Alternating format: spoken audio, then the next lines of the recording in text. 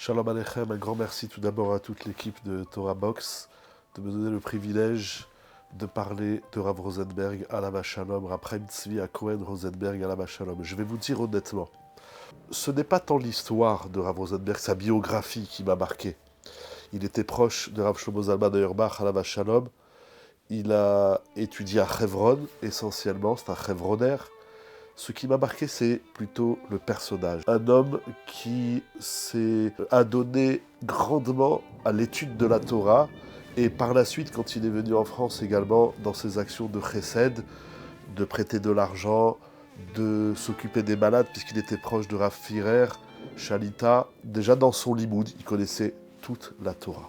Tout, je ne sais pas comment on peut traduire le terme tout, mais il connaissait toute la Torah. Et je vais vous dire, les gens qui l'ont connu en France dans les années 90, 2000, l'ont connu à l'âge, on va dire, adulte.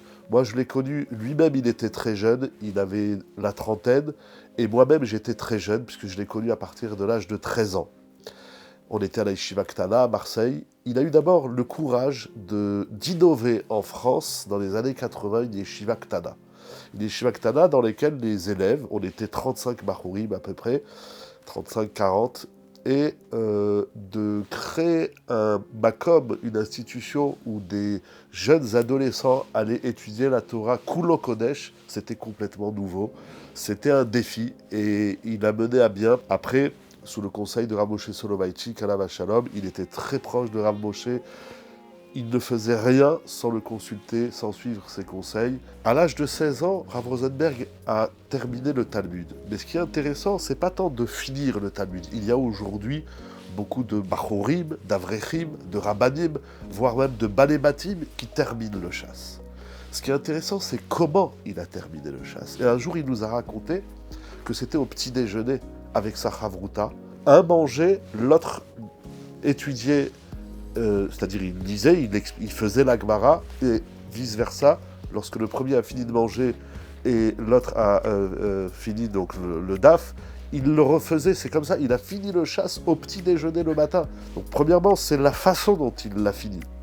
Le deuxième point, c'est la maîtrise. Il y a beaucoup de gens qui terminent le chasse, et c'est très beau et c'est extraordinaire. Mais de le maîtriser. Il faisait même des concours, je me rappelle lorsqu'il était à Marseille, il faisait des concours avec les Bachurim, avec les Avrechim.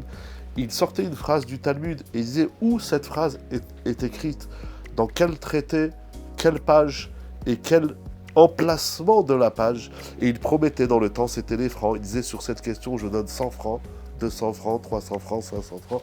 C'était extraordinaire, c'est une maîtrise. Vraiment comme c'est écrit dans la Gemara, mais Talmudo Beyado. Il avait le Talmud dans sa main. Et troisième point qui m'a marqué dans cette maîtrise du Talmud, c'est qu'il l'utilisait. Il savait exactement adapter les enseignements du Talmud aux situations de la vie de tout un chacun, de toute personne qui venait le consulter.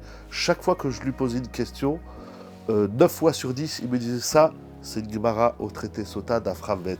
Ça, c'est la Gemara dans Baba Batra d'Af Yud Gimel. Ça, c'est le traité dans Souka d'Af Yud Zayin, etc.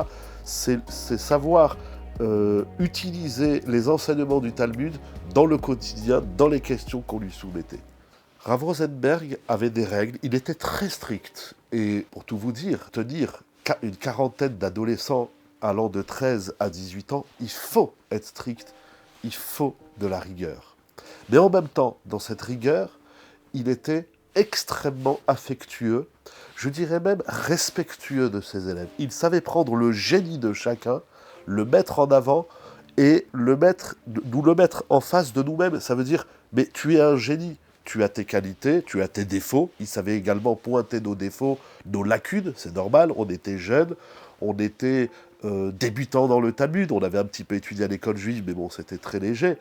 Donc il mettait ce génie en face du génie lui-même. Il nous permettait d'être nous-mêmes, notre propre miroir de nous-mêmes. Il croyait énormément en ses élèves, qui sont aujourd'hui beaucoup dans le monde, bien sûr en Eretz Israël, au Canada, en France, peut-être ailleurs encore, en Amérique, il a des élèves aux États-Unis. Il savait placer le génie en face du génie, pas seulement dire à tout le monde j'ai 40 élèves, ce sont tous des génies, mais il prenait chacun avec ses qualités, ses lacunes, ses défauts, il nous les mettait en face et il nous disait allez, vas-y, il croyait en chacun, c'est un respect énorme pour un adolescent qui a besoin de ça, après pour la vie bien évidemment. Il croyait en nous, il nous donnait cette faculté de reconnaître ce que nous savons faire et d'y aller au maximum. C'est ça le génie de Rav Rosenberg, que j'ai envie de dire. Et il nous a donné l'amour de la Torah. La Torah avait un goût avec lui. C'est pas juste il faut étudier parce qu'il faut étudier. C'était pas un discours rabâchant, c'est pas tout à fait le mot, mais allez, il faut étudier, tiens là pour étudier. C'était pas du tout ça. C'était la Torah elle est belle, tu es beau, et un homme beau et avec une Torah belle, ça se marie bien. C'était un chidour harmonieux. Rav Rosenberg, c'était un homme aventurier, j'ai envie de dire. Il croyait en la vie, il croyait en la Torah, il croyait en Dieu, bien évidemment. Et c'est ainsi qu'il a excellé, qu'il nous a permis à chacun d'exceller dans nos, si on peut ainsi dire, dans nos facultés, dans notre être tout entier. Je ne sais pas combien de temps duraient ces cours de Daf Yomi lorsqu'il les faisait à Paris, mais les premières années où il a donné le Daf Yomi, c'était des shiurim que d'ailleurs on retrouve sur le site Ahavat Torah, et c'était des cours de Iyun. C'est-à-dire que c'est pas uniquement on lit la Gemara, on l'explique avec Rashi, il faisait les Tosfot, il disait les Rishonim, les Aharonim. C'était plus qu'un cours d'initiation au Talmud, c'était un cours pour apprendre à maîtriser le Talmud.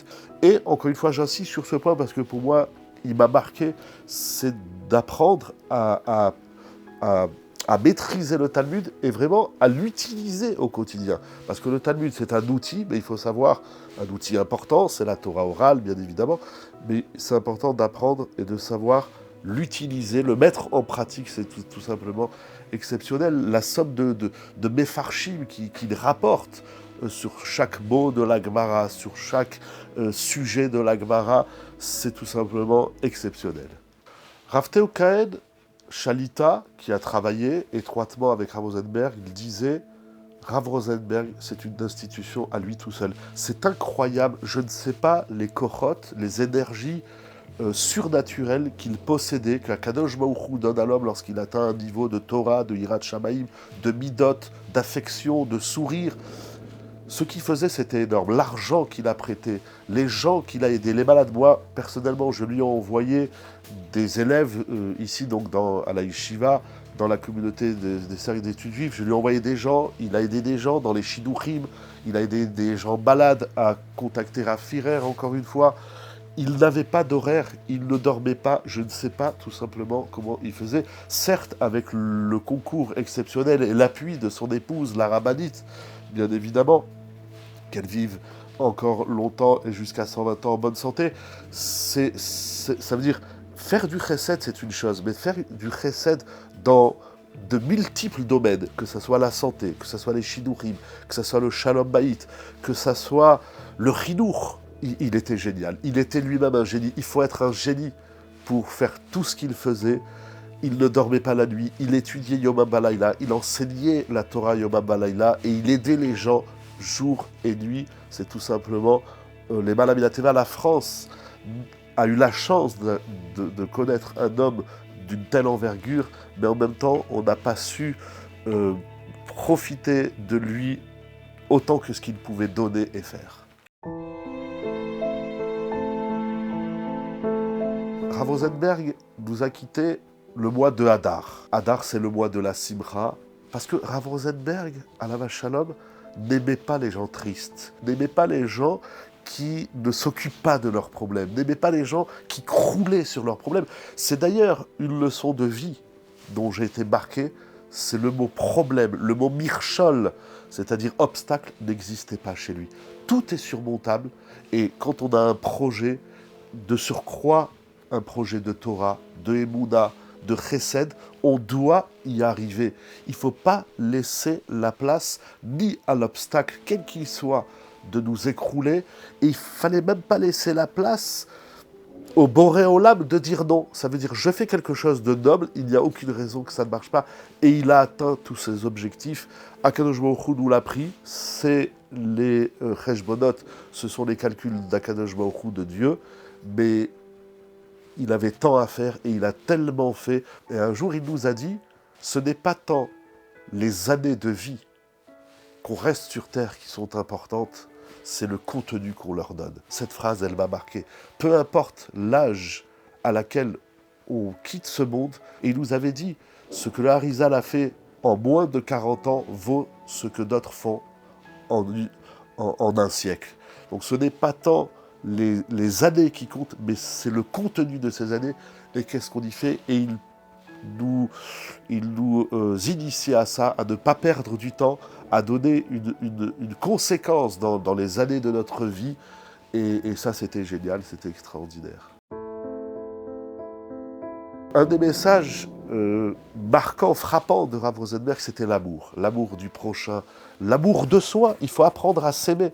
L'amour de l'autre, l'amour de ses rabbinim, l'amour du grand vers le petit, de ses élèves.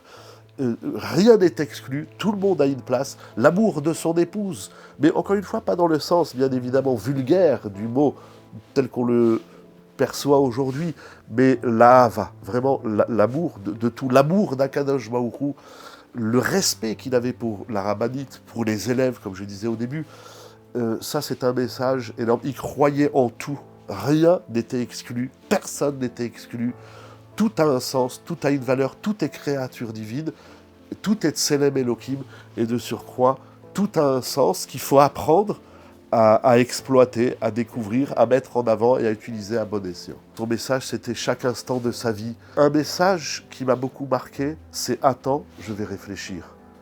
Lorsque, même ces dernières années, lorsque je l'appelais pour des questions importantes, je dirige une yeshiva, un kollel, un bet midrash, une communauté, des fois il me disait « Rappelle-moi ». Je lui disais quand? Il me disait « La semaine prochaine ».